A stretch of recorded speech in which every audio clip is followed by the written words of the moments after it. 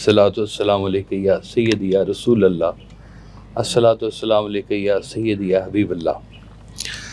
मोहतरम जेलर साहब, बहुत नवाजिश, शुक्रिया। अब पहली दफ़ा आपसे मुखातिब हूँ मैं, और उसमें कासिम अली शाह साहब का भी बड़ा रोल कि उन्होंने मुझे इनवाइट किया। सरकार भाई साहब ने सारी ज़िंदगी ना हज़रत इंसान पे काम किया है। उन्होंने इंसान का बातिन, इंसान का जो अंदर है, उसको ठीक करने के लिए काम किया। आपका कहना था कि ये जो ख्याल होता है आपका, ये ख्याल अगर आपका बदल जाए तो आपकी ज़िंदगी का अमल बदल जाता है। एक ख्याल ही है जो आपको बुरे रास्ते पे ले जाता है, और एक ख्याल ही है जो आपको नेक रास्ते पे ले जाता है। अब ये जो नेक रास्ते का ख्याल मिलना है, ये या तो किसी की दुआ से होता है, या किसी नेक संगत से होता है, या नेक बात मिलने से होता है। आप फरमाते थे जहां कहीं पर देखो ना कि नेक लोग बैठे हैं, फटाफट जाके उनके पास बैठ जाओ, और हो सकता है कोई रहमत की बारिश तुम पर भी पड़ जाए। वाह वाह, क्या कहने। और जिस पे रहमत की बारिश पड़ गई उसका ख्याल बदल गया। एक सुल्तानुल आरफीन हज़रत सुल्तान बाहू का एक शेर है कि 14 तबक दिले दे अंदर तंबू वांगन ताने हो, विचे ही बेड़े विचे ही चेड़े विचे ही वंज महाने हो। तो 14 तबक का जिक्र करते थे। हम लोग भी अक्सर मिसालों में इस्तेमाल करते हैं कि उसके तो 14 तबक रोशन हो गए जी। वो 14 तबक सुल्तानुल आरफीन ने बताए कि हर इंसान के अंदर 7 सिफात हैं जो उसकी जिस्मानी है, जिनका ताल्लुक इस मट्टी के साथ है, जमीन के साथ, और 7 ऐसी उसके अंदर खुसूसियात हैं जो आसमानी हैं, जिनका ताल्लुक रहमत के साथ है, वो अता होती हैं आपके ऊपर। वो जो 7 खुसूसियात उन्होंने बताई ना इंसानी कि ये आपके अंदर हैं, उसमें पहला उन्होंने बताया कि गुस्सा है। एक हद तक हो तो ताकत है, और बढ़ जाए तो अजाब। क्या बात। गुस्सा ये इंसानी सिफ्त है, और ये जमीनी सिफ्त है। गुस्सा, कीना, हसद, बेहयाई, और ये वो अमल है कि हर इंसान के अंदर कोई कहे ना कि मैं इनसे मुबर्रा हूं, तो मुबर्रा कोई नहीं है। कोई शख्स इनसे फरार हासिल नहीं कर सकता।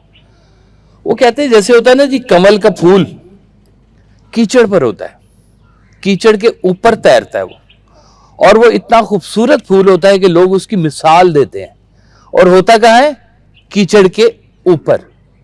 जौहर सा नहीं बना होता, जौहर के किनारे पे, वहां पे कमल का फूल होता है। तो कहते हैं ये दुनिया भी जो है ना, ये ऐसे ही है कि जौहर है, इसके अंदर खराबियां हैं, तभी तो इसको कैद खाना कहा गया।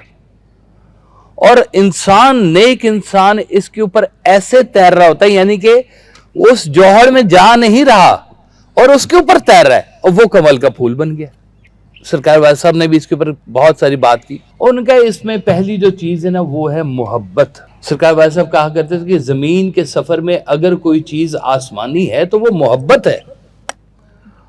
जिस इंसान के ऊपर मोहब्बत का नुज़ूल हो जाए, उसके लिए दुनिया नरम हो जाती है, उसके लिए कायनात मज़हर मोहब्बत हो जाती है।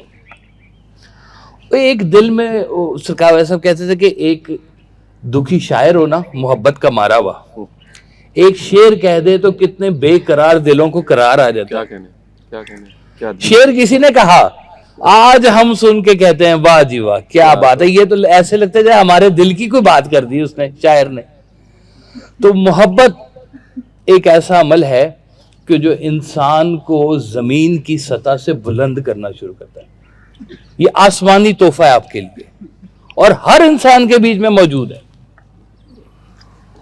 मोहब्बत आपको अता होती है, आपके लिए रहम दिली अता होती है, आपके लिए शर्मो हया अता होती है, क्या बात है, आपके लिए एक दूसरे के लिए मनफियत बख्श बनना अता होता है। तो हम हर इंसान ना अपने ऊपर कुछ ना कुछ काम जरूर करता है।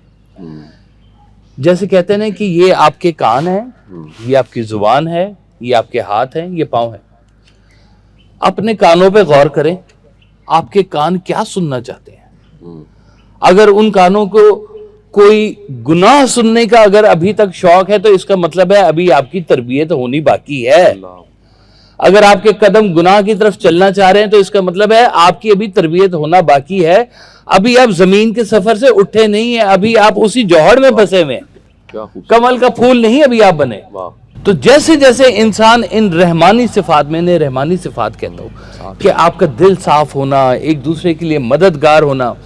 سرکار والد صاحب کا ایک بڑا خوبصورت فکرہ ہے, آپ فرماتے ہیں کہ فقیری بے ضرر ہونے سے شروع ہوتی ہے اور منفعت بخش ہونے پہ مکمل ہو جاتی ہے. پہلے آپ سے کسی کو نقصان نہ ہو, آپ سے کسی کو نقصان نہ ہو, اور دوسری بات کیا کہ آپ لوگوں کے لیے منفعت, ان کی بھلائی کے لیے کوئی کام کر جائے. تو یہ ہو گئی آپ کی پوری فقیری. کیا کہنا فقیری کو باہر سے نہیں آتی.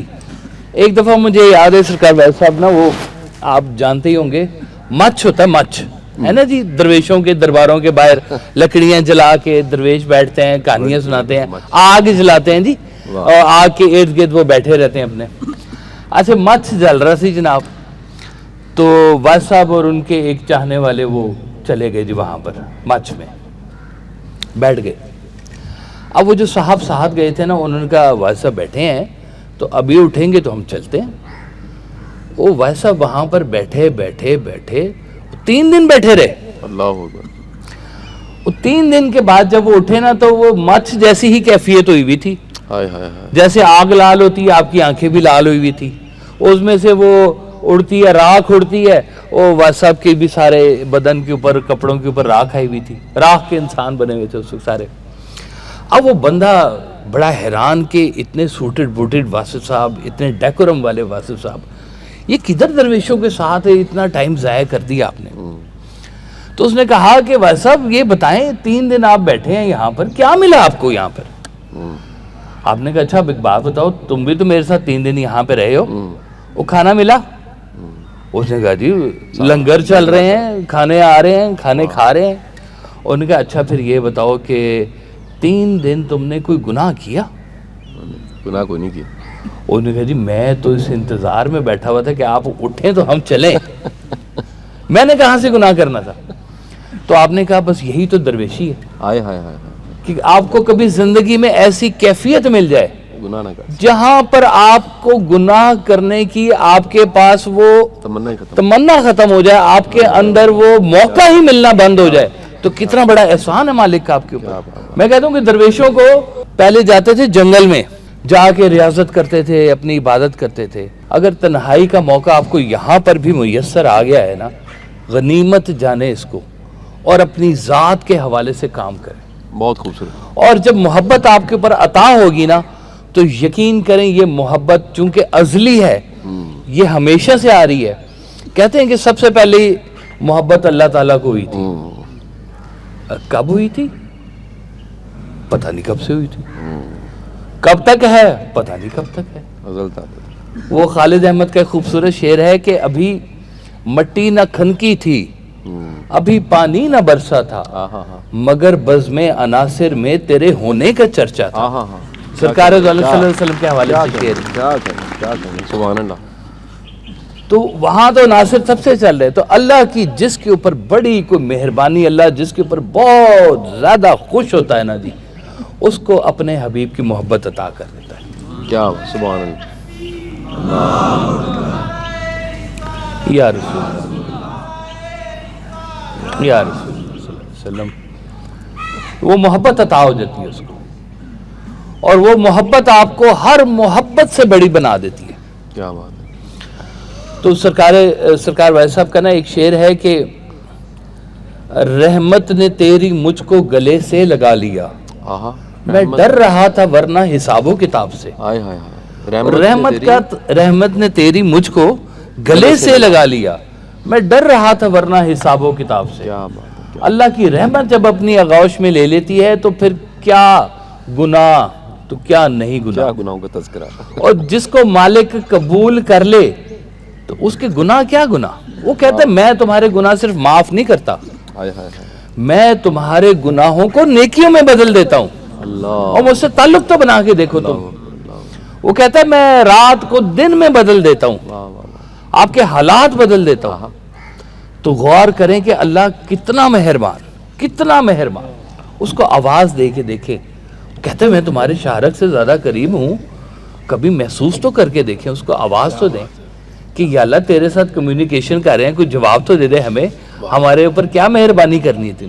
وہ کہے گا اچھا کہ میں تمہیں غور کی طاقت دیتا ہوں, اپنے اوپر غور فکر کی طرح. میں تمہیں محبت عطا کرتا ہوں, محبت پھیلانی شروع کرو. واہ جی واہ. یہ اللہ کا طریق ہے, یہ اس کا اسلوب ہے. اور وہ سرکار دو عالم صلی اللہ علیہ وسلم کی محبت عطا فرماتا ہے. جس کو وہ محبت مل گئی اس کو اللہ کی رحمت مل گئی.